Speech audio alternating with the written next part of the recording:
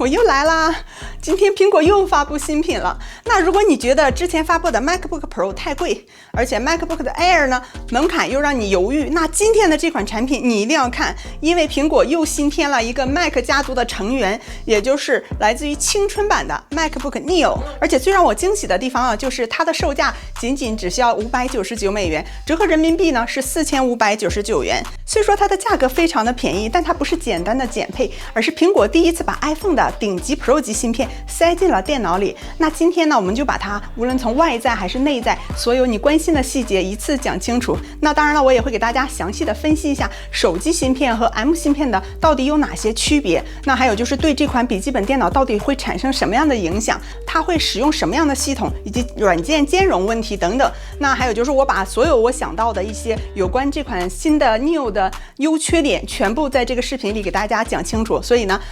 接下来我要讲的内容呢可能会非常的详细，也会非常的丰富。所以说，如果大家感兴趣的话，就记得看完哦。如果喜欢我视频的内容，一定要为我一键3连哦，感谢大家的支持。那我们先看一下它的外在，可以说是极致轻量化的设计，因为 Neo 采用的是100%的再生铝金属一体化机身，它的手感呢依然还是我们熟悉的苹果高级感。但是啊，在配色方面呢，可以说是非常的让人眼前一亮，因为除了经典的颜色，还加入了桃粉色、靛蓝色以及全新的主打色柑橘黄。那就像我今天穿的裙子一样，非常的具有青春活力、有朝气的色彩。那它的机身呢也是非常的薄，甚至比 Air 还要薄，因为机身最厚的地方啊仅有1.13厘米，它是通过窄边框的技术啊，就是在接近以前老款的12寸的MacBook 的小巧机身里啊，塞进了一块13英寸的屏幕，并且它的整机重量仅为1.08千克。如果你手上有13英寸的 iPad Pro， 再配上官方的妙控键盘，它的这个总重量呢是直接达到了1.24千克。它的重量啊比 MacBook Neo 呢还要重了160克。它搭载的是一块13英寸的视网膜显示屏，同时它的刷新率呢是60赫兹。那它最高的亮度呢是500尼特，并且呢支持10亿显示和原彩显示的技术。其实500尼特的亮度呢并不是很高，因为很多其他的高级机型呢都是1000尼特或者是1600尼特。所以说啊，那我们举个例子，就是你如果在室内或者是阴天的时候呢，这个亮度呢其实是绰绰有余的。但如果你是在中午的大太阳底下，就是阳光直射的时候呢，500尼特呢就显得会有些力不从心了。那虽然它是入门款，但是苹果依然还是给 Neo 做了非常优秀的抗反射涂层。那所以说呢，就是说不会像很多镜面这样反光那么强烈。那接下来让我们看一下它的内在，这也是 Neo 最有意思的地方，因为它没有采用通常笔记本电脑采用的 M 系列的芯片，而是搭载了一款手机芯片，也就是来自于 iPhone 16 Pro 的 A18 Pro 芯片。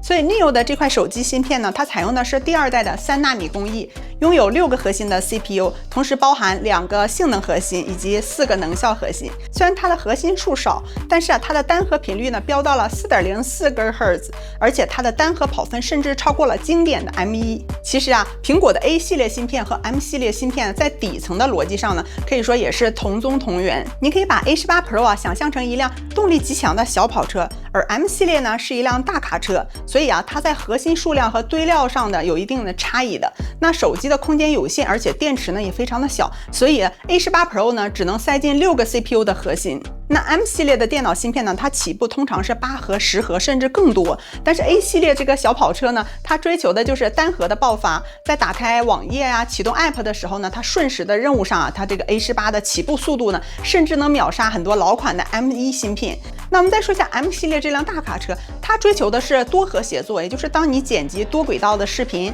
以及导出3D 渲染的时候呢， M 系列更多的核心呢，就像更多的车轮同时的发力，那它的后劲啊会更足。同时 M 系列拥有更大的内存宽带，它就像更宽的高速公路，它能支持你外接2块甚至3块的屏幕，所以支持更复杂的专业图形处理。但 A 系列的芯片呢，虽然它也支持光线追踪，但是它的总线宽度呢是有限的，所以这就是为什么 MacBook Neo 呢只能外接1块屏幕。所以 A18 Pro 呢，它是极其注重能效比。那放在 MacBook Neo 这种比手机大得多的这个金属机身里啊，所以它的这个散热空间呢就变大了。那这也意味着它能比 iPhone iPhone 里呢保持更长的时间以及高频率运行呢，而不会感到烫手。所以 M 芯片呢，它是允许消耗更多的电量来换取极致的性能，那它甚至可以配合风扇来进行长时间的疯狂输出，所以这也是它们之间的最大的不同点。那重点我要讲的就是 GPU 方面，这次它搭载的是5核的 GPU， 并且支持硬件加速、光线追踪。那大家仔细观察就会发现啊，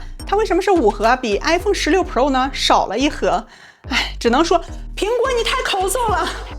因为正是苹果最著名的刀法所在。在商业逻辑上，为什么要故意屏蔽掉一个核心呢？这对我们日常使用呢，又会产生什么真实的影响呢？那咱们接下来详细看一下。那首先从商业策略上来说呢，因为苹果是一家极其擅长精准等级划分的一个公司，那如果给 Neo 上了一个满血的6核 GPU， 再加上它比 iPhone 大得多的散热空间，那它的图形性能呢，可能会直接威胁到卖得更贵的 MacBook Air， 甚至呢某些老款的 M2、M3 系列的机型。那第二点呢，就是为了降低成本，这就要说到一个关键的问题，就是提高芯片的良品率。因为在半导体制造中呢，每一块晶圆上呢生产出来的芯片呢，并不是100%的完美的。就比如说有些地方啊有灰尘啊，或者是种种原因呢，导致就是说有些核心呢就不能用，所以说它就是有瑕疵的。那在芯片中啊，如果说6个 GPU 核心里有一个体质稍微差，或者是有一个微小瑕疵的这个呢，就算是我们来讲的就是少了1核。那如果是满血版的呢，就是苹果就会挑出来，然后挑出6核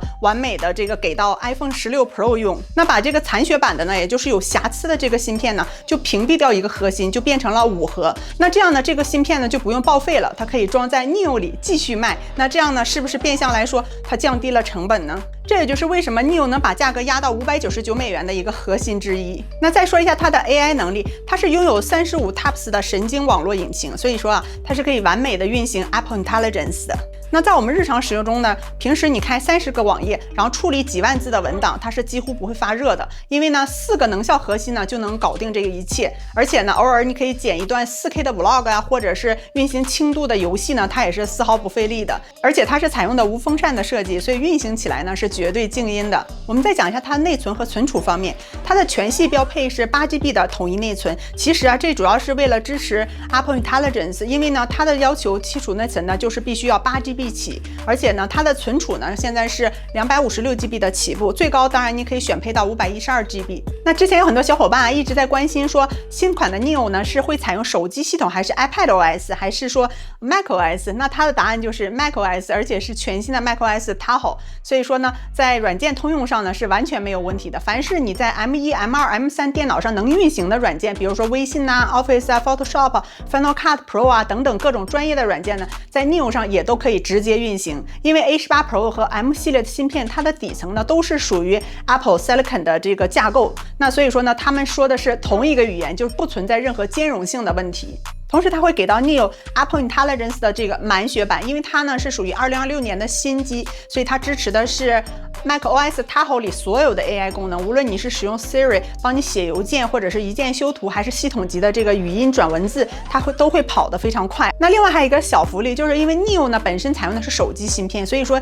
如果你在 App Store 里面下载的这个所有的手机端的游戏啊，或者手机端的 App 呢，在 Neo 上呢都是可以运行的，甚至比手机上运行还要更加的丝滑。哎，这时候我们看起来它是不是就非常的完美啊？但是它的不足啊，就是它的上限。因为所有的软件呢，虽然都能打开，但是因为 Neo 标配的是8GB 的内存，所以如果你同时打开 Photoshop 几十个网页和视频剪辑软件呢，它的系统后台啊压力就变得非常的大了。所以它更像是一个全能选手，说的难听点啊，就是样样通样样松，在耐力方面就不如那些大内存的 Pro 系列的机型了。那接下来我要讲的一个重点呢，就是大家一定要关注一下，就是它的接口问题。那它目前配备的是2个 USB-C 的接口，但是你从外观上看呢，和它这个雷利接口看起来都是一样的，但是它的传输速度可是不一样的。因为它的 USB-C 的接口呢是支持 USB 3和 USB 2的协议，它的速度呢最高可以达到10Gbps， 但是如果说像 Air 采用的是雷利4的接口，它就可以达到40Gbps，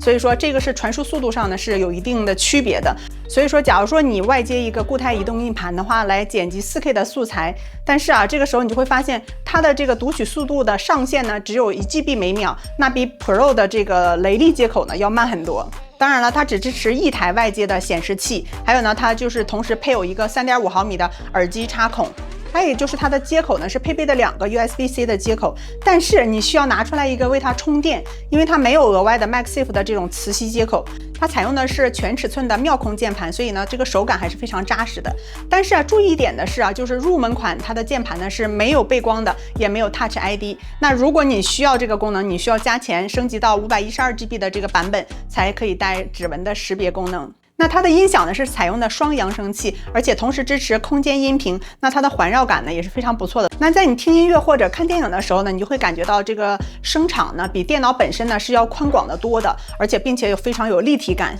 再说一下它的摄像头方面，它是搭载了一颗1080P 高清摄像头。那如果你是在光线比较暗的咖啡馆或者是在家里呢，它可能会通过算法自动的降噪，调整这个曝光，让你的脸色看起来就比较红润清晰，而不是像那种廉价本那种就是满屏的噪点。那对于上网课或者是说视频面试的朋友来说，这个观感呢就会非常的稳。同时，它的机身内置了双麦克风阵列，支持定向波速成型，然后再配合 macOS Tahoe 的这个系统级的语音隔离功能呢，即便你身边就是有风扇声或者是背景人声啊，它都能精准的提取你的声音，哪怕你不戴耳机开会，对方也能听清你的声音，就像你在安静的室内一样的这种感觉。Neo 最厉害的一个点，还有就是它的续航方面，它可以做到全天候的待命，因为由于 A18 Pro 是一个手机芯片，所以它是有一个非常低的能耗比，也就是耗电呢非常的低。所以说啊，尽管它的整个这个机身的电池容量呢为40瓦时，但是在它的视频播放续航的时间可以达到16小时。同时，手机的这个充电头呢也能随时给它补电。但是我还要给大家分析一下它的一些不足之处，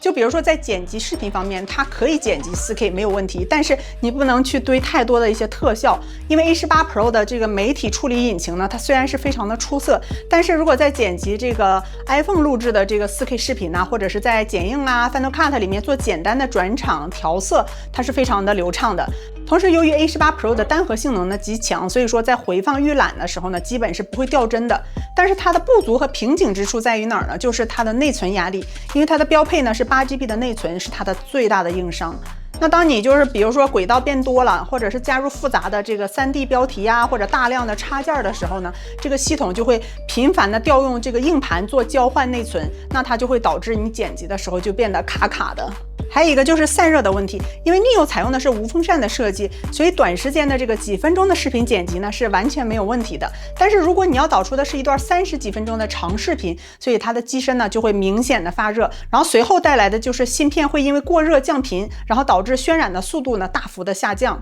还有小伙伴在评论区问我说，它是否可以玩游戏？其实 A18 Pro 呢拥有硬件加速、光线追踪，所以说玩这种轻量级的游戏呢，它是可以的。而且呢，它的这个能跑满帧率，并且它的画质呢是全开无压力的。不过呢，由于玩游戏啊是持续高负载，所以由于没有风扇，所以如果你在玩原神啊、生化危机这种大作的话，前15分钟可能会非常的爽，但是15分钟之后啊，这个机身就开始烫手了，而且它的帧率会从60帧直接掉到30帧左右。同时，由于60赫兹的刷新率呢，对电竞玩家呀也不是非常的友好，因为你可能习惯了120赫兹，而且会有的人觉得这个画面会有明显的这个拖影情况。那如果你想使用它轻度的修图，比如说运行 Lightroom 或者 Photoshop 修复照片的时候呢，它由于有这个 AI 降噪功能和一键抠图的功能，所以说啊，这个时候你在工作效率上呢也会非常的快。那如果你只是就是日常修图啊、发社交媒体啊，完全是足够了。但是由于它是256GB 的存储空间，所以说当你存10几张的这个 RAW 格式的原片的时候呢，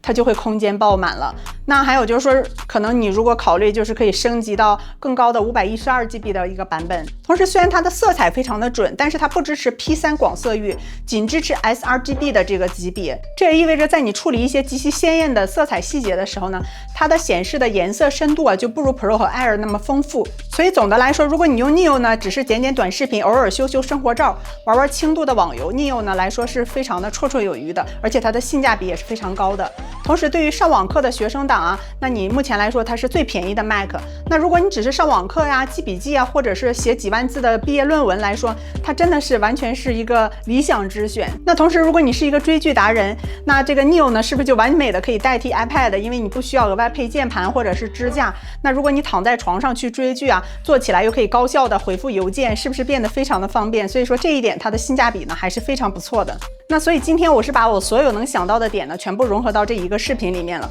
那如果还有一些没有讲到的，或者大家还有什么疑问，欢迎在评论区和弹幕区留言告诉我。然后后面呢，我还给大家出一个解答的视频。如果你喜欢我的视频的话，记得订阅我的频道，为我的视频点赞留言哦。感谢大家的收看，我们明天见。